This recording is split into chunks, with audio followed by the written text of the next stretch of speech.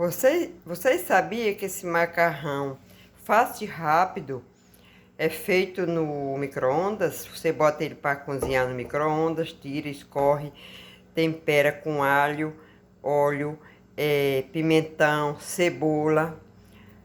Todo tipo de tempero que você tiver, você coloca nesse macarrão, frita o alho, frita tudo junto. Aqui, ó, que delícia esse macarrão de hoje, com nantezinho, olha. Nanque frito, tá uma delícia, tá muito saboroso esse macarrão.